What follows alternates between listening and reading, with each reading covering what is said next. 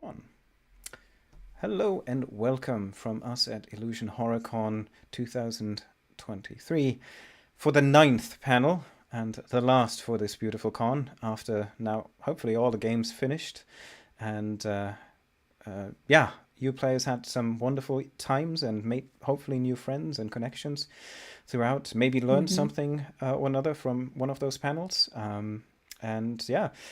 It was for us a fantastic weekend, and what better way to do it to celebrate than to have one last panel and then fall into a hibernation sleep for about a week to recover.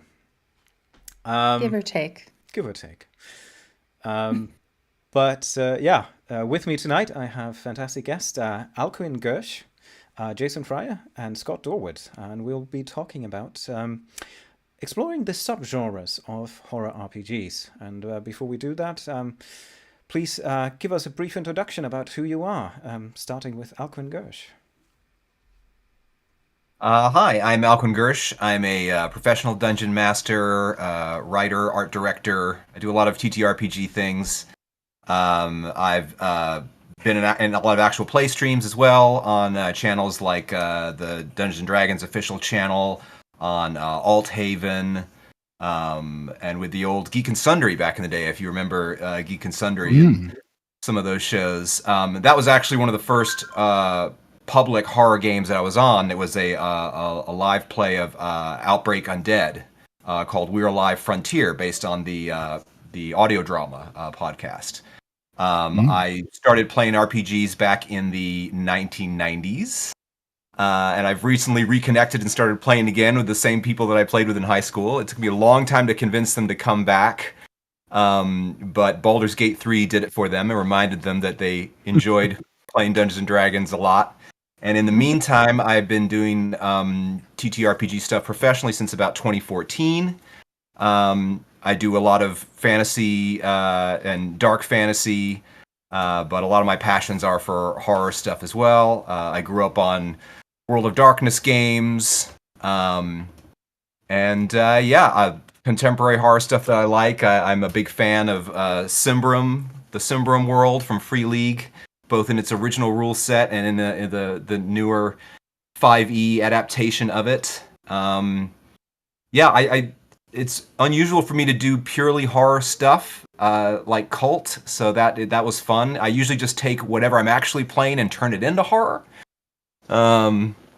It was very exciting to be here. I enjoyed the game a lot, and I'm excited to talk about some of these subgenres of horror, which I've dabbled in most of the ones you listed in the panel description. But I'm interested to hear what the other people have done and get some good tips. Fantastic. Next we have J.R.Fryer, who's been with us in a couple other panels as well. Hi, I'm J.R.Fryer, writer, game designer, and general curmudgeon. I've been pretty much playing since 1979. God, I can't even remember back then. But it's been a long con. It's been, yeah. I started writing for Cult back in the 90s, and since then I've written for other groups such as Through the Breach, The Strange, and just a little while ago even wrote something like H.P. Lovecraft's Preparatory Academy, the PIP edition, so basically Lovecraft for kids. So I've kind of written it all. And I'm also on a couple of actual plays. Currently, we're going to be releasing with Blood Dipped Wings, Cult Divinity Lost, actual play on Lost Caravan sometime either in the next couple of weeks or in January. Fantastic. And finally, we have Scott Dorward. Yes, hi, I'm Scott. I've written a bunch of stuff for various RPGs, mostly Call of Cthulhu, but a bunch of other horror RPGs, including a number of indie games like Dead of Night and Hot War and Cthulhu Dark. Let's see, I mainly do podcasting these days. My main podcast is The Good Friends of Jackson Elias, which I do with Paul Fricker and Matt Sanderson, where we talk about all sorts of horror stuff, and we've done a number of special episodes on different subgenres of horror, so I'd like to think that I might have something to say if I can remember any of the stuff that we researched for those episodes. And I do a lot of actual play stuff, mainly with How We Roll, Ain't Slayed Nobody, and Grizzly Peaks Radio. Fantastic. And I just realized we have probably the 3 main TTRPG systems here represented. Dungeons & Dragons, Call of Divinity Lost, and Call of Cthulhu, amongst others. But it's nice how that turned out. To maybe start off a discussion here, I would like to ask you, is there a favorite subgenre of horror games that you have, besides, it seems like your main flagship that you mostly work in? And maybe why is that subgenre so interesting for you?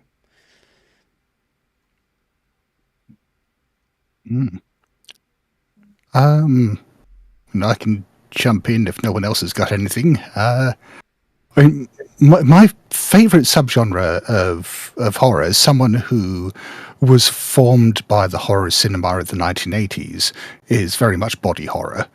And there's a number of reasons for that. I think partly it just speaks to me on a very fundamental level, but I think it does a lot of things that other types of horror don't necessarily do. It speaks to a lot of very basic human concerns about disease, about aging, about who we are, about the sheer absurdity of being an intelligence trapped in this rotting shell of meat. And body horror captures that perfectly for me. And I think another real strength of it is that there's an immediacy to it.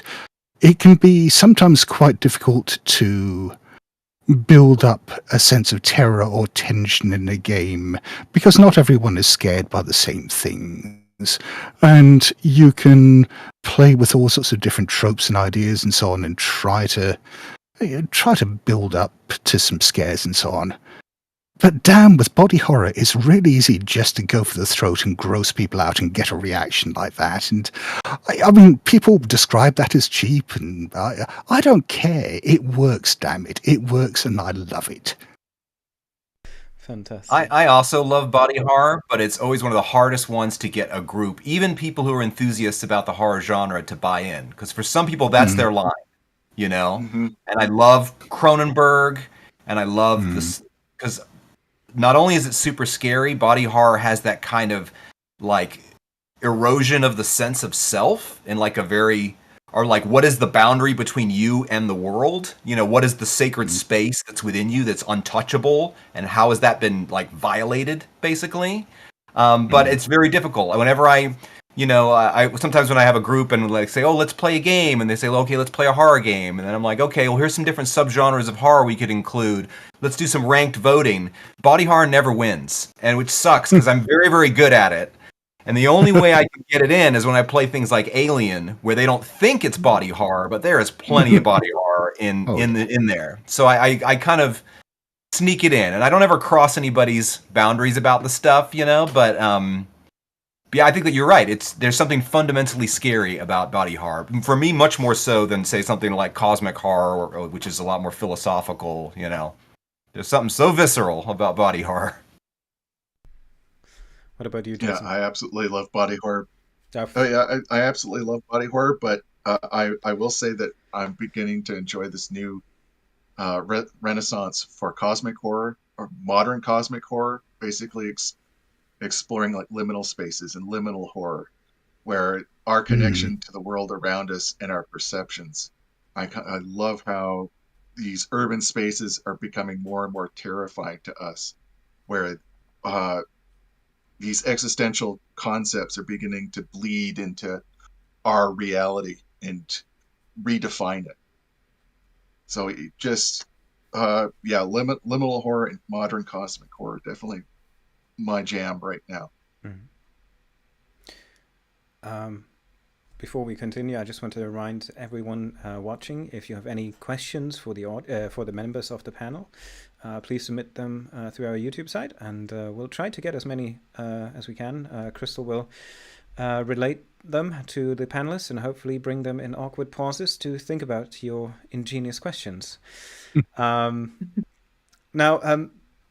fantastic start. And I mean, what I found most interesting, and I think what why I also chose this panel topic, is because I like the idea that in the last couple of years, and we touched about this this morning in the podcast panel, that we saw a increasing amount of people now having more spare time and starting new games, and suddenly there was also a need for different niches, for different genres to kind of get a renaissance. Did you personally notice like a shift or maybe a preference that players now seek to, or have you yourself maybe ventured more into new subgenres that you before not haven't played that much or something? I think a lot of my original horror interest was Gothic horror stuff. Whether that was like the original Ravenloft or that kind of stuff. I'm hugely inspired growing up by like Hammer, horror, like their versions of Dracula and whatnot. But I had kind of put a lot of that aside because I felt like there were a lot of things in it that seemed very dated to me.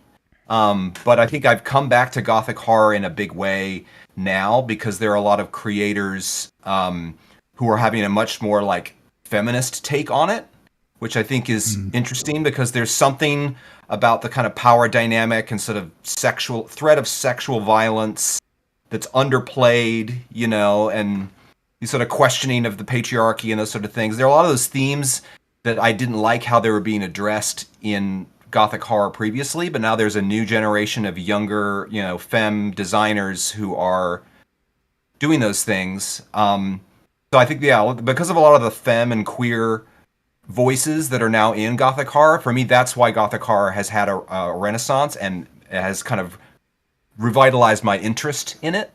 Because I think those were kind of core themes that always existed in it. I mean, you go back to like Shelley and all the other sort of stuff and like the sort of power dynamics and all those sort of things are in there. But, now we've got stuff like Bluebeard's Bride or, like the gender bent Curse of Strahd that Beth the Bard did. And I think there are all these sort of twists on Gothic horror that take it from a feminine perspective that I find a lot more interesting. So Gothic horror is I'm happy that it's going to be evergreen for me now. Yeah, that really seems to be taking Gothic horror back to its roots, because the original Gothic horror creators were almost all femme or queer. I mean, it really was a very queer genre.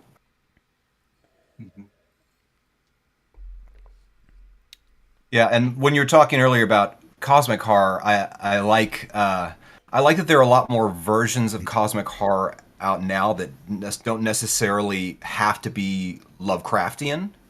And I think that there is a lot of cosmic, like deeper understanding of what cosmic horror is as a genre that exists outside of Derleth and Lovecraft and a lot of that sort of stuff. Because I mean, I love that stuff, but I think when you look at there are a lot of like horror manga and stuff that I read that have a lot of kind of cosmic horror stuff in them, or horror that has that kind of element of that the individual is dwarfed by something so much larger than themselves. You've got stuff like manga by like Tsutomu Nihei and those sort of things, which, they look like fantasy science fiction kind of things, but really at their core they are a kind of cosmic horror, and that people are kind of dwarfed by the vast and the unknowable. So I'm always happy when I think that there's some stuff that people are always going to go back to, that these are the classics, but I like it when people take the fundamental building blocks of what make those things good and then make something new instead of just rehashing, putting Cthulhu in everything. I think that shows a kind of not a very deep understanding of what's good about the genre, and it scares people off. It was kind of like when there was all the steampunk stuff and there was a bunch of bad steampunk. And then people got kind of turned off from it, and which is a pity because there's very good steampunk stuff out there, that understands why you do that stuff, So I'm happy to see cosmic horror get that kind of like Revival. a new generation looking at it. Yeah. Yeah, because what I've Yeah. been seeing with the more modern cosmic horror is that with Lovecraftian horror, it's basically there's an outside force. It doesn't really recognize you. You brush against it like a car crash at 2 a.m. and it's destroyed your life. But it's always something. The stories and the narratives are always outside and very distant. With modern cosmic horror, these are becoming more personal stories. Your personal relationship with this existential dread. It reveals something within rather than something without. So I like that more personalized aspect. Plus, it also has little threads to to uncanny and body horror. And as you were saying, I absolutely love authors like Junji Ito. I mean, that's cosmic horror at its core, but it's literally under your skin in many cases. Yeah. I think cosmic horror is a really interesting genre in that respect because there are so many different takes on it, and it's at its core. You can look at it from all sorts of different angles. It is all about touching that which is greater than ourselves and being either terrified or awed by it, and the angle by which you look at it, I think, then ends up defining the genre. So it can be cosmic horror if you're looking at it and finding terror in the sense of insignificance in the face of the cosmos, or it can be. It can have an almost religious awe to it, or it can be a sense of wonder, and you see that, I think, in a lot of different kinds of science fiction. A couple of years ago, I interviewed Adrian Tchaikovsky for the podcast, and we were talking about this. The fact that you can see certain types of science fiction as cosmic horror in that respect, when you have, I mean, even things like big dumb objects and stuff like that. These incomprehensible ancient alien structures that are so much greater than ourselves, or ancient civilization that tapped into the power of galaxies or just stars in ways that we'll never understand, or transcended dimensions. And I think the approach that we take to that determines how the kind of experience we get out of it in a game. I always, when I think about cosmic horror, come back to two books that really sort of shaped my understanding of it in that respect, which are Roadside Picnic and Solaris, both of which are about what happens when humanity encounters something genuinely alien that we will never be able to understand. In Roadside Picnic, it's dangerous, it's deadly, it's transformative. In Solaris, it's maddening because it is just perpetually beyond our comprehension. And it works fantastically as a social satire in that you have generations of scientists of all disciplines throwing themselves at this insoluble problem and just being destroyed by it.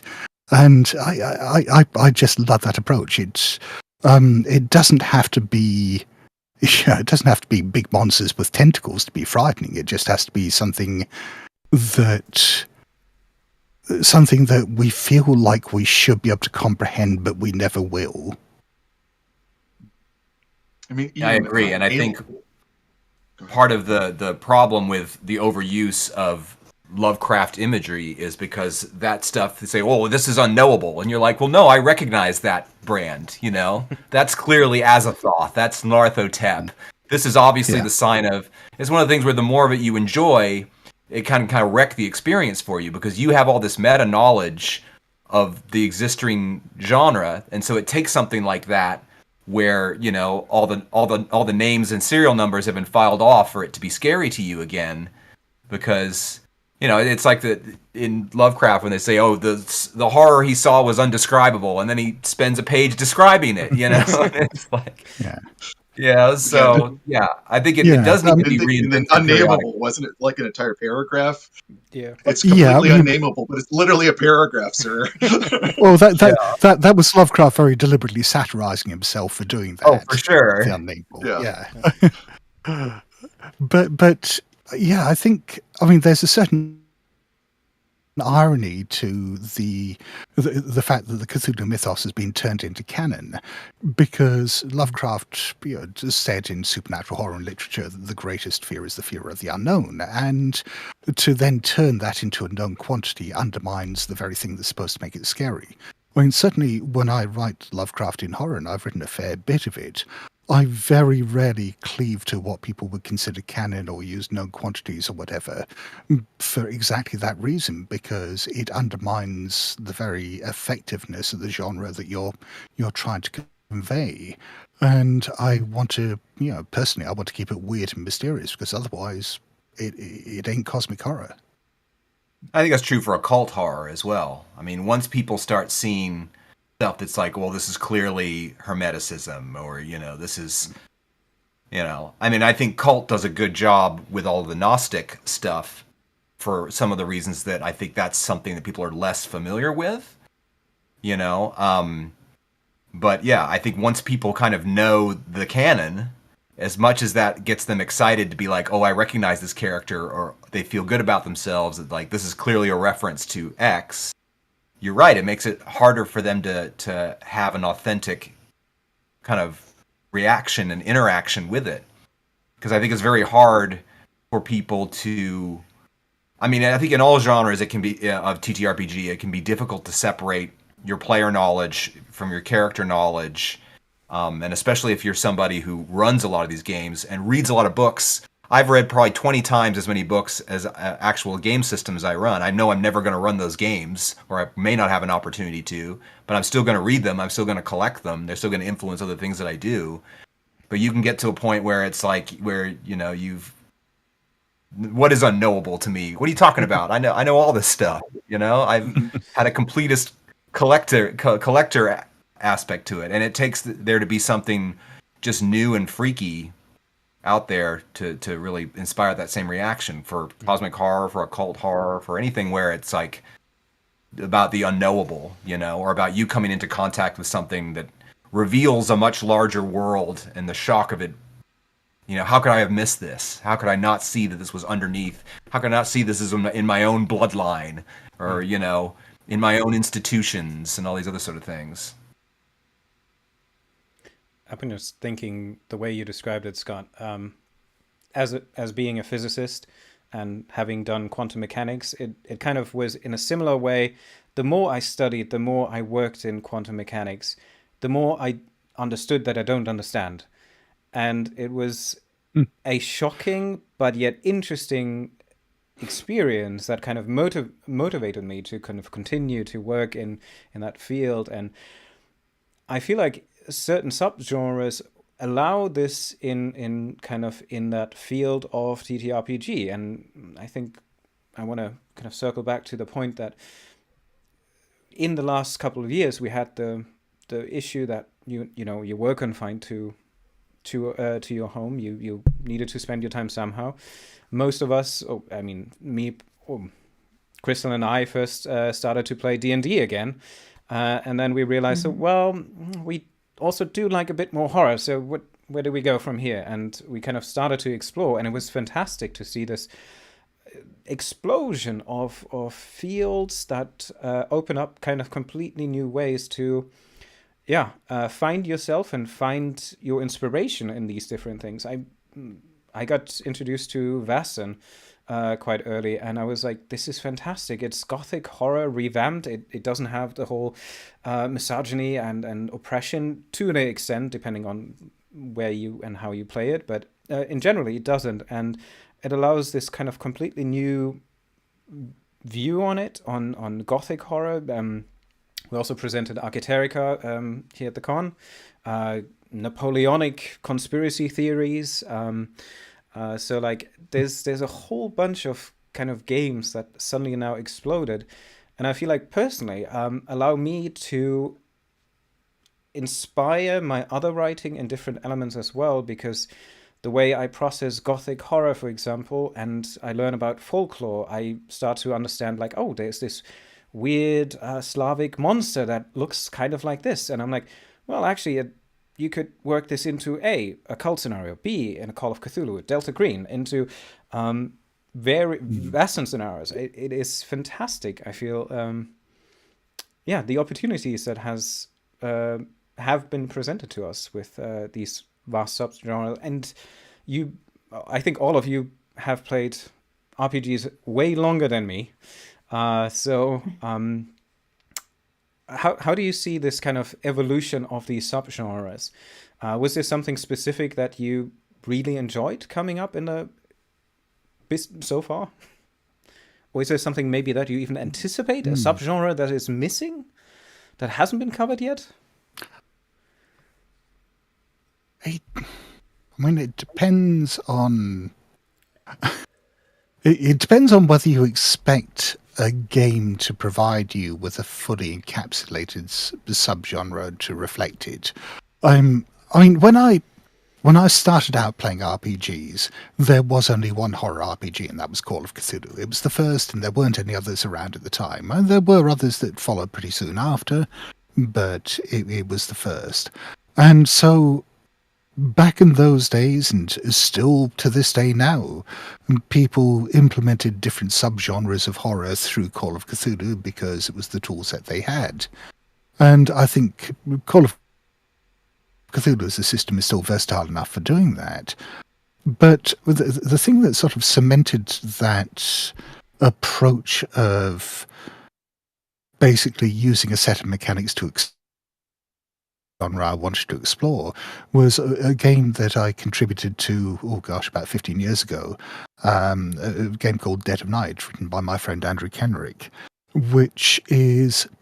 It describes itself as the game of B-movie horror, and it's a general set of mechanics for running horror movie-inspired games.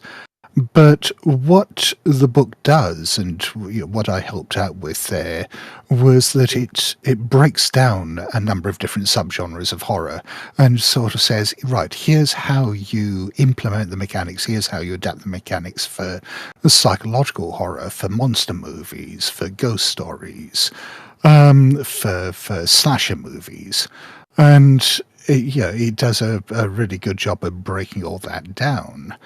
And as a result, I don't know, I've never really felt like I've needed to wait for, say, the perfect body horror game to come along, because I've always felt that freedom to do whatever subgenre I want in the games that I was familiar with.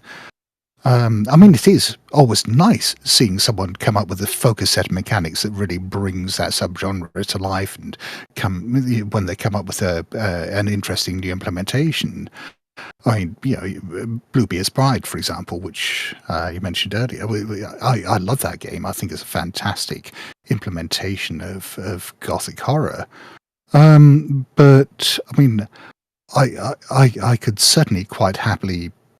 I mean, I definitely did run Gothic horror games long before they came out, just using the tools I had. I think there's a big opportunity in the folk horror genre to shift to something very new. And Vaesen, I think, is a good example of this, in that I think sometimes some of the earlier folk horror was kind of focusing on the idea of the interconnectedness of myth across geography, of like, oh, well, we have that monster too, it's just called this, and this is actually this, and our interpretation of a yeti or a dragon or whatnot. And I think there being something where the monster or situation is unique to the culture of that region makes it scarier and weirder, because you don't have any frame of reference for it. This is something we're only going to see in this isolated place in Norway. It's something that you're only going to see, And so I think, and this is not just for horror RPGs, I think this is for RPGs in general, that instead of trying to make everything fit into like a shared multicultural mythology, they're spotlighting things that are regional and specific and weird, or I mean, not necessarily weird to the people whose cultural background they're part of, but they're new, you know. So you get Afrocentric stuff like Into the Motherlands, or you know, Filipino stuff like the cyberpunk RPG Balikbayan or Islands of Sina Una or things like that. And the monsters in those are, you know, it's a research process that's gone on for generations and thousands of years. I mean, their folklore has created very unique things. And to go and try to say, well, oh, well, that's just their equivalent of a vampire, or that's just their equivalent of, you know, a zombie or whatever, is really missing what is fun about, you know, that is that you're not trying to make everything familiar and fit into under an umbrella. You're trying to expand people's horizons, you know, and also give creators from those parts of the world a seat at the table to help contribute to this stuff, you know, and those sort of games. And when it comes to folk horror, that's what's going to scare me is, you know, you throw the Celtic and Germanic stuff at me and I'm like, I know that. I'm not scared of that. I think it's cute. I love it. I love those goblins, you know. I'm not scared of them, you know. But then you give me some weird, you know, Yurei or something like that, and all of a sudden I'm like, okay, this is you have my attention, you know. And then as far as like new genres, I think that you could do in horror. One thing that I'm particularly interested in is the idea of historical horror, you know, where it's kind of like it's alternate history but horror. Because I think there are a lot of attempts for people to do alternate history stuff where they make it kind of like, you know, diesel punk or crystal punk or, you know, those kind of things. And they're introducing something that changes history because of a change in technology or, you know, an event that happened or didn't happen. And I think stuff like, you know, like I'm pretty tired of survival horror with contemporary zombies. I think that's been kind of done to death, you know, but I have a book in development that is Black Plague, you know, Black Plague survival horror, and the design for the revenants in it, right, the equivalent of the zombies, is completely different because it reflects, you know, the concerns of the time of, you know, feudalism, morality plays, you know, all those sort of things. And to have it be specific, I think alternate history stuff requires you to not flatten, be like, oh, well, this is the Middle Ages, you know, and it's like, no, it's not a kitchen sink of the Crusades plus the early Renaissance. You know, it's not all those things mashed together. It's a very specific moment in time, and it lets you do very focused research about like what were the concerns and fears in that society at the time. What big forces were changing for people in the labor market, in economies, and who their rulers were, and how they practiced their religions and their relationships with their neighbors, their view of how big the world was and what threats were on the horizon. If you can look at people, what people were scared of specifically in historical horror in different times, I think that gives you a lot of insight into what's scary to us now, you know, which usually is kind of the fear of change or the fear of loss of agency, basically. So it's historical horror for me is the next horizon.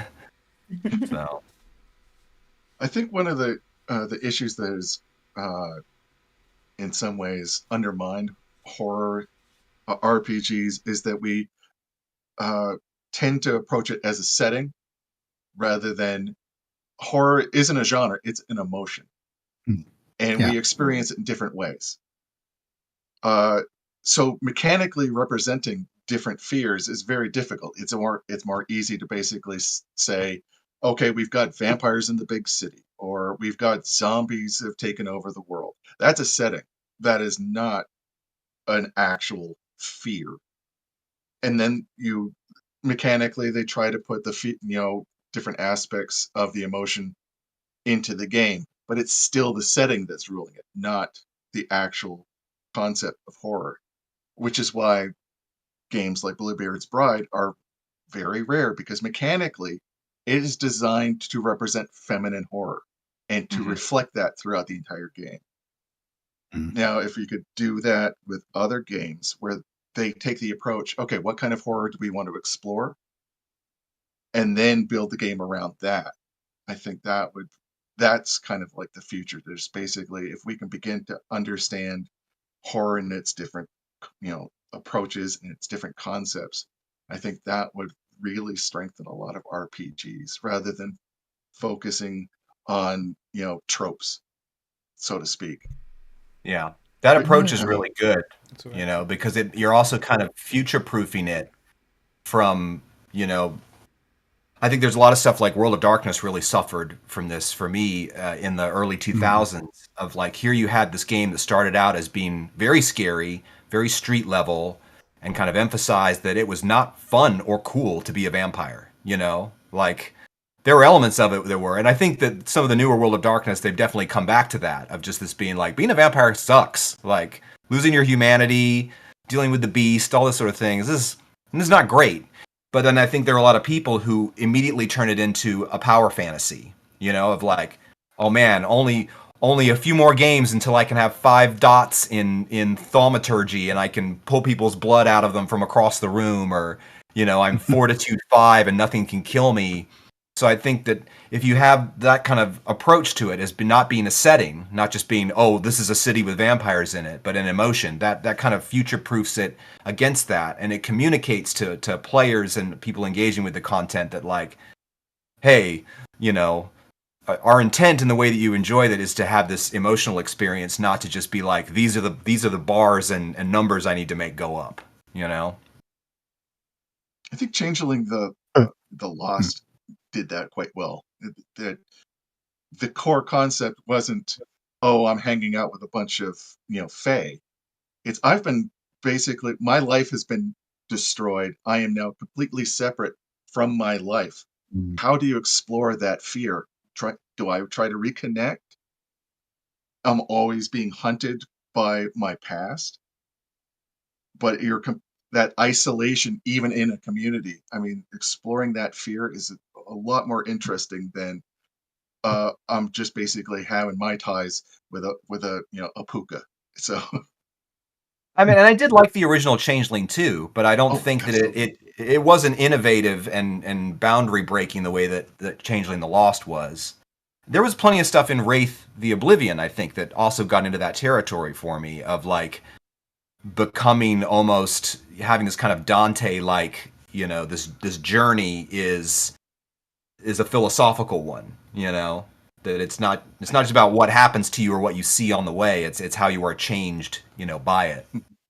That was one of my disappointments with Changeling the Dream. I love that system because one of the core concepts, it's the death of imagination. But somewhere in the translation, it got lost.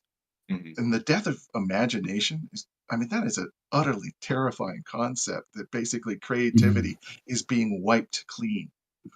I mean, you can have so many narratives just with that one concept, but again, it's just how you kind of play with the concepts themselves. I'd be interested to see more stuff that is like a sort of fae horror, because I think that especially in the D&D world, a lot of the fae stuff has just become like, I don't like that the fae are kind of like the good guys, the pretty good guys. I think it should be. I mean, there's a lot of stuff that's been adopted within the kind of fae thing where it's like it's a really good outlet for people who are examining their own identity and relationship between like what their identity is in society.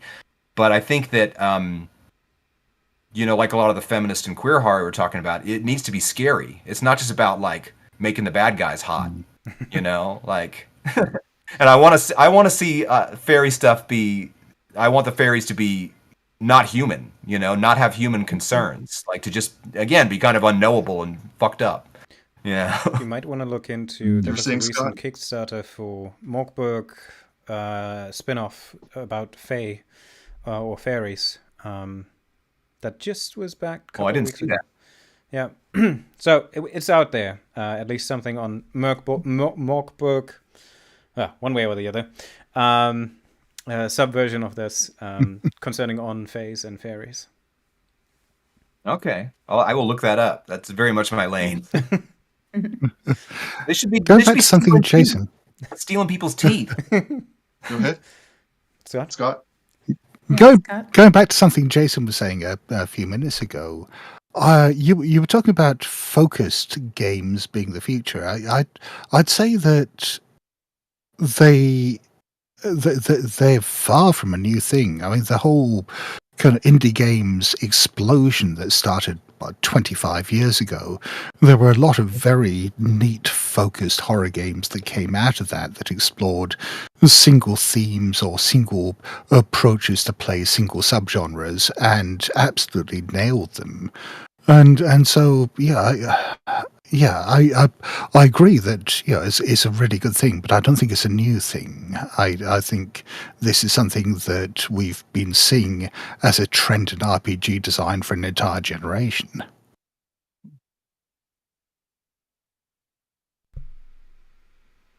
So, we got a couple questions from YouTube concerning specific ways that you can implement, for example, creeping horror or surreal horror or those types of things. And I guess just piggybacking off of what you've been saying, Scott, how are there, you know, specific ways that you can incorporate these general horror concepts or these subgenres of horror concepts effectively into the whatever you write, scenarios, GMing? I mean, yes. I mean, that is such a wide open question that it's difficult to know where to start with it, because I mean, there's no one size fits all solution for different subgenres of horror. You'd use different narrative techniques. You perhaps use different settings, get different types of player characters, player expectations, and stuff like that.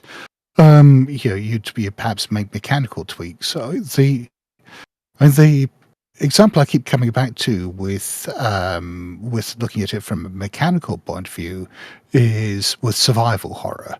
Survival horror in particular, I think more than any other kind of horror, is fundamentally about resource management. That you're dealing with trying to gather and protect the resources you need to, well, survive, as the name implies. There's not from gaming, from fiction. I think one of the best examples I've seen, which is something I've very much wanted to try to capture in a survival horror game, is there's a book by Adam Neville called The Ritual that was made into a film, which I think, I mean, it's an okay horror film, but fails to capture what is really effective about the book. And what the book does so well is it captures that resource management side of survival perfectly. You've got this group of people who are ill prepared to be lost in the woods, who are there on the border between Norway and Sweden, miles from anywhere. And there is this fantastic little scene in the midst of it all where they've got a couple of people who are injured, who can't really move very much. They're being stalked by something horrendous. And one of the people is trying to work out whether he can get to a location that he's seen in the distance that he thinks they may be able to get help. But he realizes it's probably going to be a day or two's walk, and he's looking at the food rations they've got and actually calculating the amount of calories he's likely to burn by walking that distance and looking at the food he's got. And it's just that cold calculation, that realization that I'm not going to make it. And I mean, that to me is the essence of survival horror right there. And if you can capture that in a game without losing it in the mundanity of bean counting, I think that would be a very special experience. Yeah, I think mechanics do have to kind of leverage your narrative and vice versa. Like otherwise it's just kind of bloated and crunchy for its own sake. But that you're talking about an example there where resource management is the game. Yeah. It makes me think about, like, are the players innocent victims of whatever they run into? Or is it scarier if they end up there by a series of logical decisions which you or I would make? If you watch a horror movie and you're like, well, these people are stupid and I wouldn't do this or I wouldn't do that. But if you see people get into a situation where they're like, they made that decision and I would have made that decision in their place, but I know it's going to lead them to... Because it makes you question your own decisions in life of, like, is this how do we get here? How do we end up here? Is all these little small things that we decided to do, but we ended up in this place. And I feel like that's scarier because that's more immediate and possible for that to happen, to you. And resource management is a clear one of that. You got this kind of paranoia about very scary stuff like starving or Yeah. Yes, that feeling that you can do absolutely everything right and still fail. yeah. I mean, this feels utterly terrible to me. But to do some horn tooting and Beyond Darkness and Madness, I basically tried to do what you're asking and trying to define different subgenres of horror and use the mechanics to reflect them. And that I find this concept of the agenda and principles really useful because with the agendas, you can define what the story is trying to tell. So in a survival horror, exactly as you were saying, one of the major focuses is resource management. Whereas the principles basically help shape the narrative itself so that you can define the different, genre concepts into mechanics, and then the GM can basically use those mechanics to present it. So with J-horror, it's an infinitely different game than would be a Western horror because the very concepts themselves that are being discussed are shaped by culture, they're shaped by philosophy, even technology, for example. One of the core concepts of J-horror and Asian horror is how the outside world comes into ours through technology, that it's actually an invasive force, and the technology helps bring that out. You should not have watched that videotape. You honestly should not have watched that videotape. Now you have to give me that videotape. Make me watch it.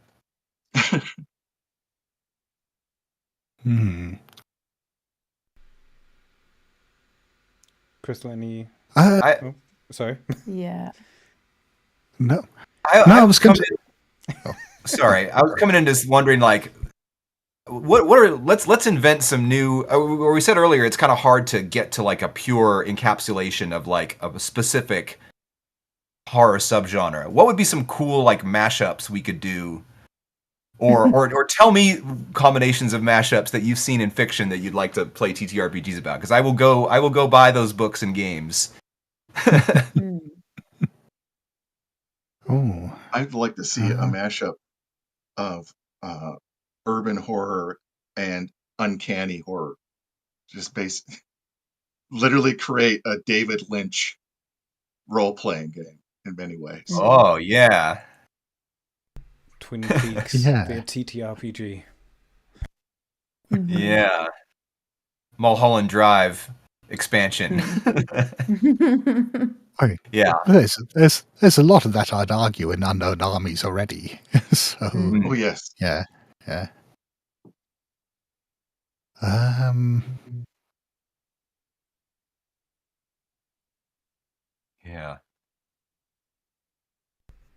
Yeah, I think it's kind of hard to come up with novel mashups of genre because, I mean, really, that's what I think all of us do as writers at some stage, which is we look at all these elements, and I mean that's a.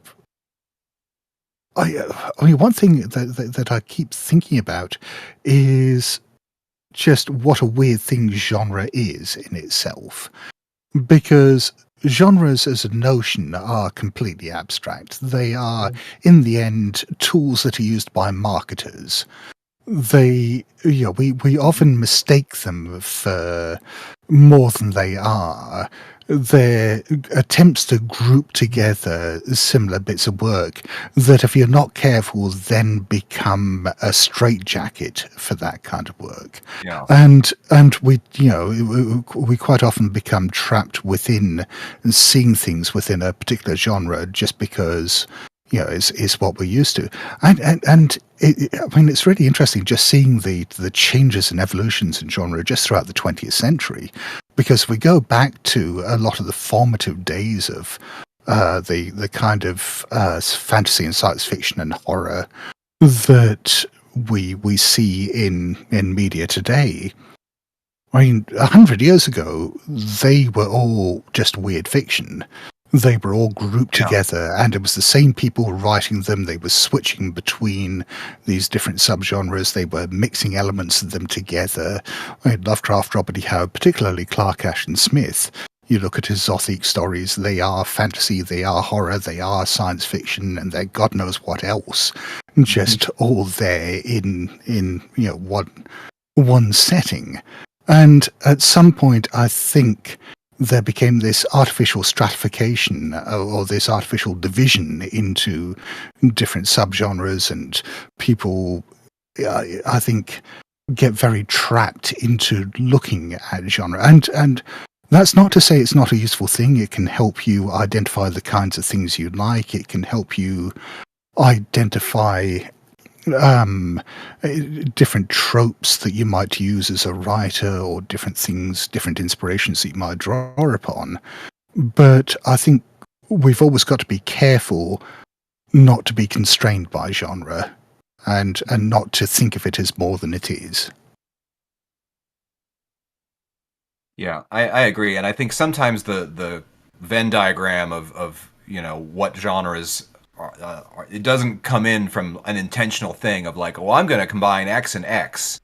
Instead you get an idea for a story or something, and then you just end up making other smaller choices. And then when you step back and look at it, you say, oh, okay, I've definitely pulled parts from other things, and it's kind of accumulative and procedural, instead of being something where you went in with a specific intent to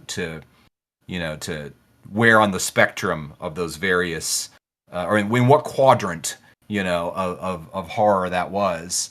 One thing I think I would like to see more of is something that there's a lot of kind of magical. I think there's like magical realism kind of maybe surreal horror kind of covers some of that too, but like there's stuff I think like Invisible Sun, that has a lot of capacity for this kind of magical realism horror, and I can think of equivalents for that, but I feel like a lot of the times magical realism feels like it's got some overlap with folkloric stuff, but it's also the magical realism ends up being kind of whimsy. Especially in more contemporary incarnations. You've got stuff that's kind of more like Encanto, the Disney film. But what I really want is something that's more like, it's more Jorge Luis Borges than Gabriel Garcia Marquez, So, and when I think of what is the kind of horror equivalent of that, I get to stuff kind of like Pan's Labyrinth. Oh, yes. So I'd like to see more things like that, like a kind of magical realism, but horror, Oh, I'd love to see that. Yeah, I mean, again, I'd argue that there is some of that in Unknown Armies.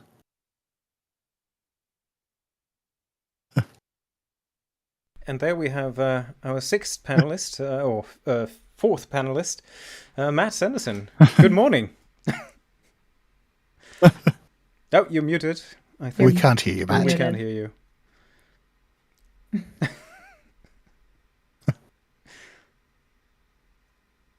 No. Is your audio interface switched on? Okay.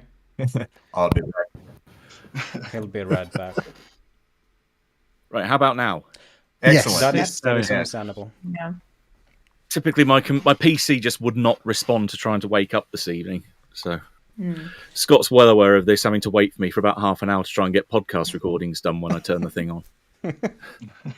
Well, welcome to Subgenres, and we were just well, where were we? In the middle of a discussion of melting various subgenres, of creating new ones, and exploring the tapestry of each in a medley of gruesome horror, if that is a summary. Yeah. Any thoughts? Any thoughts? You want to bring in... No pressure, Matt. No pressure. Welcome. Talk about the spotlight. Here we go. Well, I guess maybe to ease you in, what is... when talking about subgenres, horror RPGs, is there maybe a favorite of yours that you like, and maybe what is the reason for that? Because I asked the same question the others. Mm-hmm. I think my go-to would probably be cosmic horror. Stop me if anyone else has already jumped in on with this particular choice. I think you're the only person who likes that. It was body horror all across. Oh, right, okay. No, I like the kind of the comparison of putting your PCs that in their little lives, their context of the world around them, they think that pretty much everything is what they see. But then you have that extrapolation out where you have these characters suddenly realize they are such a small, insignificant part of what is really the world and the universe around them. And I think it's almost humbling in a way. And I think there's so much that you can throw with the entirety of the universe at characters like that I think it's just, on one hand, awe-inspiring, and on the other side, utterly terrifying. Because there is just such an insignificance that whatever you do, whatever you want to achieve in life, that ultimately it's going to amount to nothing in the grand scheme of the universe, at least in scale. And yeah, that is quite a terrifying and horrific thing for me. All right. Do you have? Yeah, sorry. More comments? One of the things I think about a lot when it comes to playing TTRPGs in these different genres of horror is, and this is probably something I think looking at what some of the other panels were, I think it was addressed in some of those as well, is what kind of format or schedule works for different subgenres of horror. Because I think there's some where a longer game or sort of campaign or whatever really helps to kind of slowly build this dread or peel back these layers of what's really happening in the universe or other things like that. And then there's other ones where it's just like, no, this needs to be just, a one shot. Or like, I've played in long-term survival horror games where it was very taxing as a player and the bleed from it was very difficult. And I didn't look forward to the game sometimes because, I'm going to, here I am. It's that time of the week again, time to go get ground down for 3 or 4 hours, So I think different subgenres are often better suited to different formats and pacing when it comes to TTRPG stuff. Like there are things that I wouldn't necessarily want to play a campaign of, or like I'm interested to see how they end up turning them into a campaign. Like the Alien RPG has the cinematic scenarios, which kind of mirror the pacing and impact of the movies, and in many cases the sort of big plot beats and stuff of like, well, you're space truckers or you're on this prison planet that's isolated.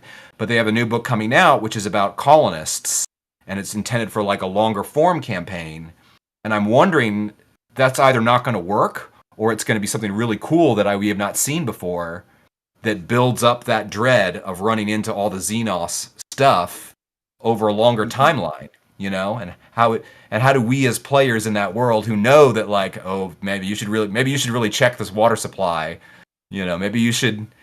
all these sort of small, like kind of resource management stuff that we were talking about, like, how does that work over a longer timeline? Because I think even a lot of the games that you've had for this convention, they work really well in one-shots. They're great for one-shots. But how do you sustain that over,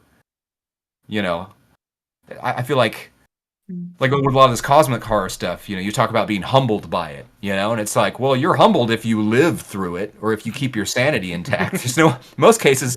That's the end of the game, And so if that's a one-shot, that's awesome, But it's kind of harder for a longer-term campaign. True. I'm with you. I'm looking forward to building better worlds coming out because I think that's got more of an appeal for me to me for the Alien RPG than the Colonial Marines source book. Although we've played a couple of those scenarios and they're okay, but gun-toting action kind of wears a little bit thin after a while. I like to see more horror than bullets flying through the air. I did like the Chariots of the Gods one a lot, and the Destroyer of Worlds one I really enjoyed too because I think Alien 3 is very underrated. But yeah, I mean, Aliens is great and a good deal of fun, but I agree it's kind of less horror because it's so actiony, you know. And I'm less Alien 3 excited was about all the different gun loadouts. Yeah, I mean, Alien 3 was pure Gothic horror. Yeah. I think that's probably where the disconnect came, is that people just didn't respond well to that. But me, I love the imagery and all. I mean, the claustrophobicness. Yeah, weirdly, that was my reaction going from Alien to Aliens. It was such a jarring thing that I've just never been able to get into Aliens. Hmm.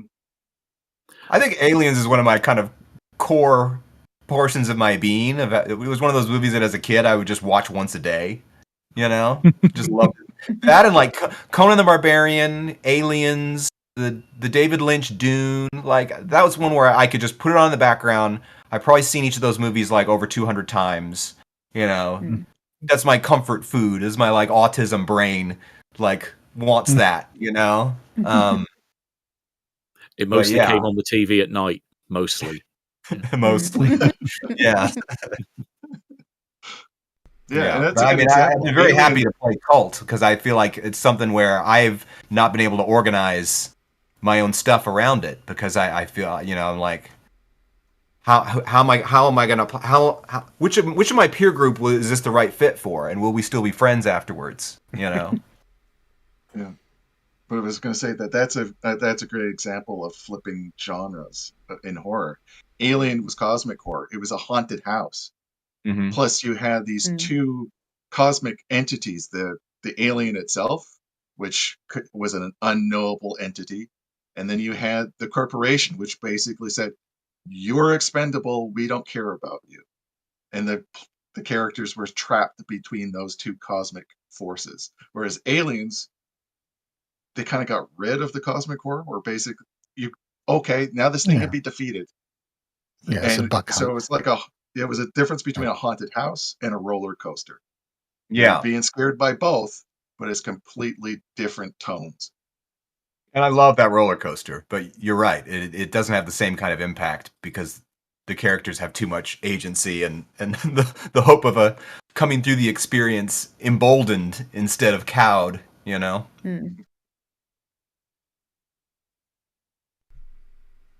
When it comes to the different systems and genres, I think more broader systems. Scott, you touched it earlier in a brief, but there's clearly a difference in also storytelling, right? Storytelling and story writing for the different settings. I would write differently for high fantasy than I would do for Cult or for Call of Cthulhu. Do you have maybe a preference, or is your writing style maybe influenced by any of these kind of tropes, by these styles that you've experienced in your past? And do you like to use them still? And if so, how?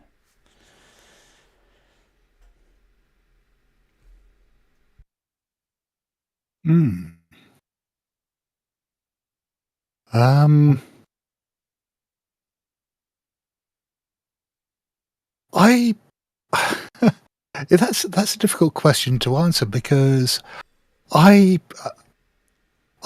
tend to write very intuitively. I don't very often draw upon specific influences. I don't necessarily try to write to genre.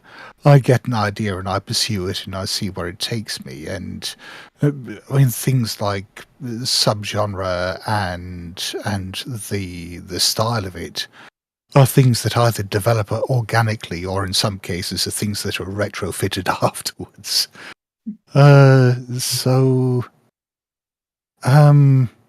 Yeah, I'm not really sure I can answer that personally. I'll leave it up to the others. What about Jason, Matt? Well, I mean, again, yeah, as Scott said, it really can develop more organically for me.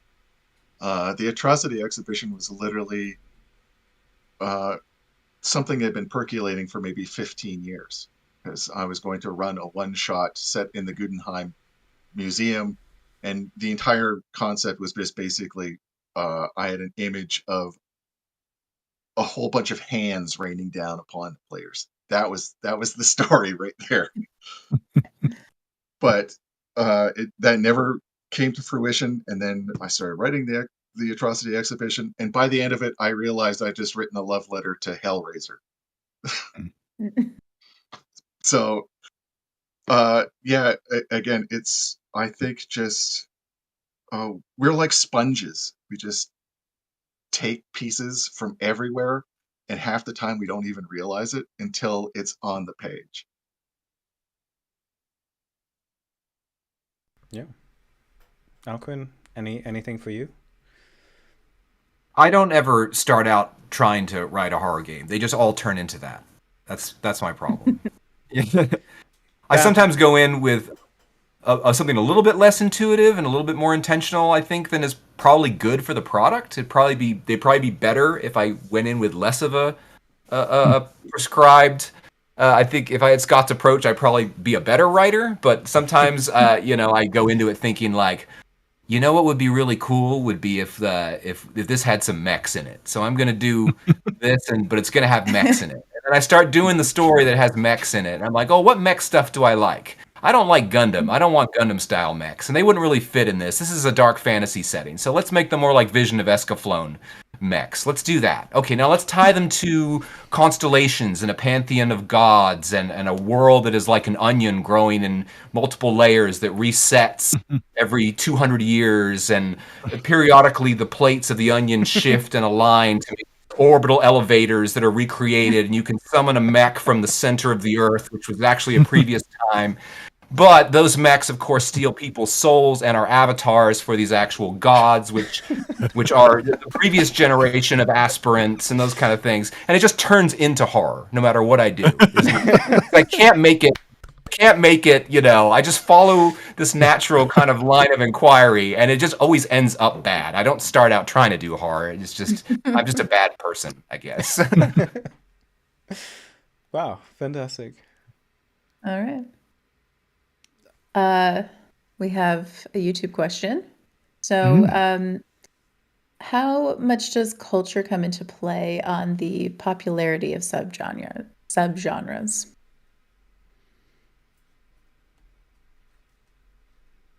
And I might supplement that with how much does culture come into play with writing and general usage of subgenres.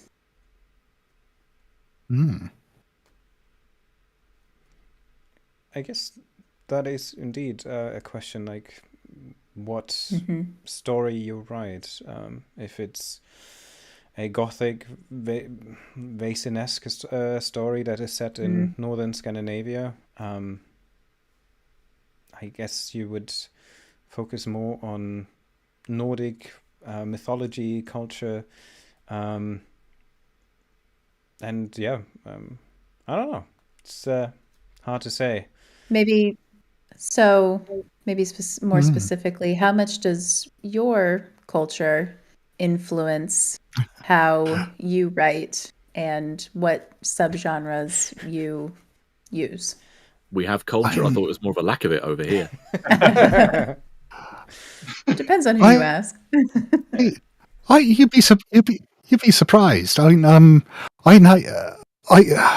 I find it difficult to identify with a particular culture because, I come from all over the place. I was born in Hong Kong. I lived in Switzerland for years. I lived in the US for years. I moved to the UK as an adult. My father's Scottish. My mother's from India. So, I don't know what the fuck I am. So I sort of pick up little bits and pieces from all over the place. I must admit I'm very drawn to Scottish folklore, and since moving to the UK I've picked up quite a lot about English folklore and Welsh folklore in particular. I find absolutely fascinating. So these are I find rich sources of inspiration, but it's never a feeling that I'm drawing upon my own culture. They always feel like something I'm coming to as an outsider that I find interesting. I struggle with that sometimes because a lot of the things that I'm interested in as far as having cultural specificity, I feel are not really like my story to tell, you know? And I can certainly be very influenced by them, but like, I'm not going to go and do, something with a bunch of Oni and Henge Yokai and things like that in it, because to me, that would be kind of disingenuous. But then, like Scott was saying about Welsh horror or some of those other things, that stuff I do have in my background. And so I think there are a lot of things in our own backgrounds, no matter how much of colonizer we have in our ancestry, that we have the colonized mixed in with us as well. So I think the stories of the civilizations that did get flattened by our other ancestors, those are sources for me.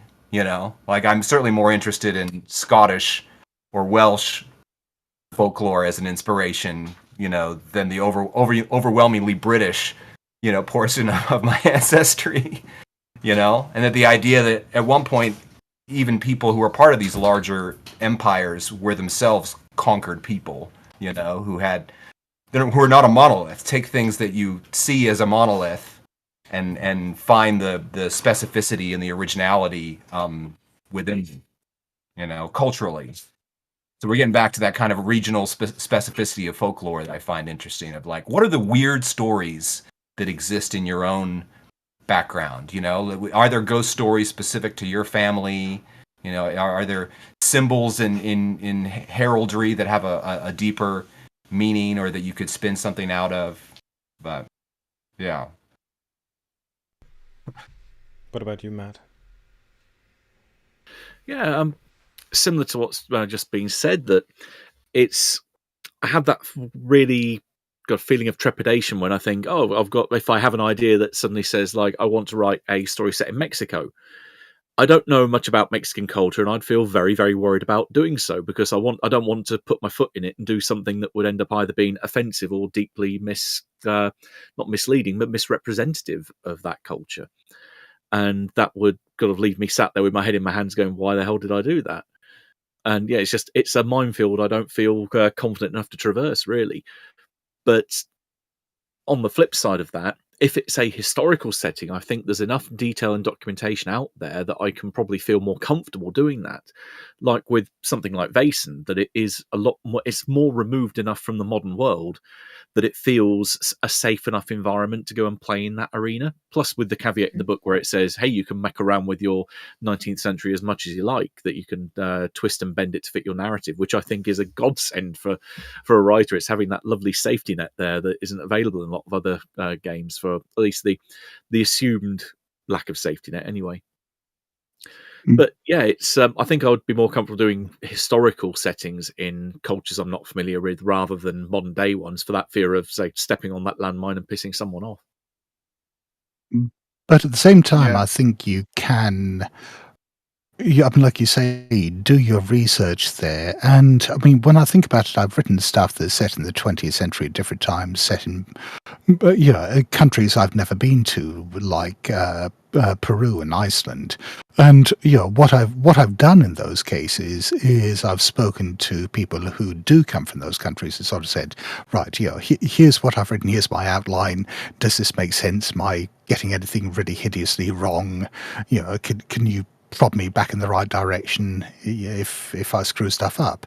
And the only time I've really had to revise something heavily was when I wrote something that was set in Texas. And a friend of mine who lives in East Texas, Keeper Murph from the Miskatonic University podcast, just went through the manuscript that I'd written and said, no, we don't do this in Texas. They aren't called that. No, none of our buildings have basements. No, this is wrong. And I had to rewrite pretty much the whole damn thing. Yeah, I'm absolutely fascinated by Asian horror, but the thing is, as I discussed in the diversity panel, you've really got to do your research, and you've also got to rely on sensitivity readers, because no matter what your research is and how much you actually research it, you still don't have that cultural connection, and it can cause disconnects. But horror itself is a universal, emotion. We just view it in a different, from different perspectives. So if you can tap into that perspective and reflect that perspective properly, yeah, I would definitely suggest exploring different cultures in your horror. But as Matt said, as much as I love some of the horror stories I've heard from from Mexico, I'm not going to go there because I don't have as much research on that. I don't have enough knowledge on that. I mean, even though I want to, because I mean, one of their hells literally has a river of pus. And you can just, I mean, there's just so much depth there. But before I even ventured into that arena, I would definitely have to spend more time researching it and then examining it. But then I think the key, like I said, is to grab that human fear, those human concepts, and then just reflect them properly. I mean, that's why J horror coming over to the United States and being made by people in the United States typically fails, because they're failing to see what these metaphors and what these creatures actually represent over there. Ghosts, for example, ghosts in the Asian culture are reflections of uh, regrets and deep emotions. Over here, it's just boo. They're scary because they're ghosts, and it's not only losing the effect and the depth of that emotion. It's extremely insulting. So Yeah, I mean, if you have a culture that has, the sort of filial bonds and ancestor reverence and stuff, ghosts take on a totally different meaning. And there's a feeling that you have failed these ghosts. That they're not necessarily ghosts because they did something bad in their lives or they're being punished. A terrible wrong was done to them, and there's something pure about their vengeance. They deserve, And in J horror, you've got so many of these ghosts that are basically kind of like wronged women, mm-hmm. So, yeah, I think how you relate to those things from I find it difficult really to separate that from culture, And even if it's something like J horror, I look at the J horror stuff that I'm interested in and go, what parts are the fact that I'm interested in this thing, and this thing? Is that something that all white people who are into J horror like? Because we probably don't like the same things from it that somebody else from that culture would, because we're finding different cultural touchstones. But then you see, one thing I like is when I think there's a dialogue between different cultures that ends up producing interesting media. You've got like Chunbara films and their influence on spaghetti westerns. And then you've got the spaghetti westerns going back and influencing anime like Cowboy Bebop and other things like that. So you've got this exchange, Or to keep in the anime world, you've got things like Fate, the Fate Stay Night world, right? Where they have these characters who are archetypes of, say, Joan of Arc, or Chiron, the charioteer from like all these sort of things, or Dracula or something like that. So you're getting to see these Western archetypes reinterpreted through this Japanese anime lens, and that's a dialogue. That's something interesting that's happening, and I'm interested in their take on it. But I'm always very worried that when I'm going to take something from another culture, it's like, am I just making the Taco Bell version of this? Because I can't fundamentally understand, what it is. And my enthusiasm for it is great, but even that motivation sometimes isn't enough, So I feel one thing that I try to do, though, is I try to reach out to people, like Scott was saying, not just as sensitivity writers or in an editorial capacity, but to like identify creators from those places who want to do something and be like, can I help you, please? I want you to write this. I can't write this. Will you please write it, and I will help you, because this needs to be in the world. This is so awesome. I went to high school in Puerto Rico, and while not Puerto Rican myself, I have a big affection for Puerto Rico, and a lot of my best friends are Puerto Rican, and there's a lot of interesting folk horror stuff from there. Like the Chupacabra is probably it's a mixed thing. There's some stuff from Texas as well, and there could be some kind of Sonoran Mexican roots to it. But I mean, Puerto Ricans claim it as theirs, the Chupacabra. But I haven't done any Chupacabra stuff because, at the end of the day, that's not mine, But I will definitely read it and try to analyze what it is I like about it so much, and fit that into my own stories. Yeah, and just don't make assumptions. I mean, it was kind of funny. I was doing a sensitivity/editing work on a cult project set in America, and as Scott had said, the perceptions were so off in some cases that I had to say, no, that doesn't exist. That doesn't happen here. Yeah. And being Texan, I know that if a Texan reads this, they are going to flip. So Yeah. Yeah, that kind of flattening of America into a monolithic culture when it's separated by this huge geography. Like there was somebody on TikTok the other day who was talking about like, oh, how come Americans don't understand distance? Like when they say, oh, you're from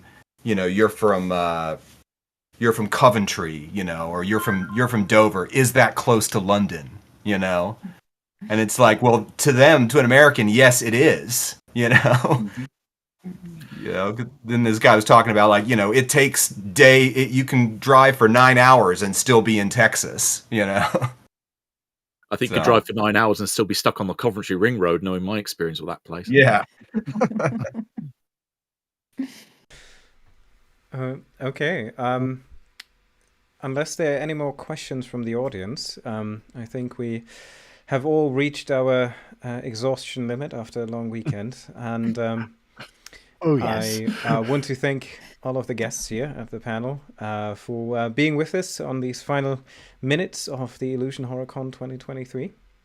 And maybe you can end this with a couple of final thoughts from each of you of maybe either a subgenre you like, you want to point out, a game system that you feel is a bit underrated, or anything that maybe media or cinematography wise is interested. Oh, there was lots of talk of films on YouTube. Films, so exactly. I think people maybe give the people what they want. Do you have any suggestion or recommendation for things that you like in different genres, maybe? Well, films wise, I'll say that Prince of Darkness is the reason that I really started understanding modern cosmic horror and got interested in quantum physics. Before then, it was just like, what is quantum physics? And this kind of B horror movie was just like, oh wow, that's a whole new perspective on the world. So yeah, I would definitely suggest that one. Yeah, and Prince of Darkness, of course, was John Carpenter's love letter to Nigel Neal, who Carpenter had worked with on well, at least as a producer on Halloween 3. But I mean, Nigel Neal, I think, is. I mean, we've talked about him any number of times in The Good Friends of Jackson Elias. He is probably the single biggest influence on me, and I think he's an absolutely fascinating writer to look at in terms of genre, because his particular shtick, if you can narrow it down to one thing, and it's not fair to do so because he wrote in a lot of different styles, but his main thing was to take what appears to be the supernatural and to then flip it on its head and look at it through the lens of science fiction, and to come up with a rational explanation, or at least a scientific explanation, for what appears to be something uncanny or weird. And that rational explanation just makes it worse and scarier. And that is such a neat trick to pull off. And it's why I love him so much as a writer. Fantastic. Matt, Alcuin? I would definitely second that, and I think that there are a lot of things, like we were saying earlier, that were before there was a distinction between science fiction and anything else, and it was just considered weird fiction. And I look for those sort of things in, in science fiction a lot, like Alien we were talking about, or like Event Horizon, or Demon Seed, the Dean Koontz God, book yes. and novel from the and movie from the late 70s. That's like a smart home kidnapping the wife of its creator. It's a crazy horror story, and very relevant to contemporary things. So yeah, I think you can find it in other things that you wouldn't necessarily, that people don't classify as horror. You've got stuff like Attack on Titan or Claymore and these other anime and manga that, I mean, if you look at them at their core, those are horror stories, and they're plenty graphic in the right places, So yeah, I think that, like we were saying, horror is not a genre, and you can find it anywhere you look. And Matt?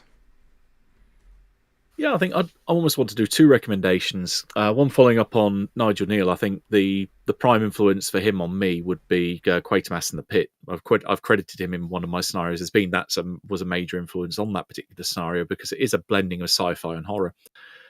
But I think it was another one that I've actually recommended as a influence in one of my works is a very lesser known film, and it blurs the line more between just drama and horror, but also go back not quite on the cosmic horror level, but one that has these images that last with you, and these images that have this kind of awe-inspiring quality on one hand and terrifying on the other, is a little film called A Dark Song.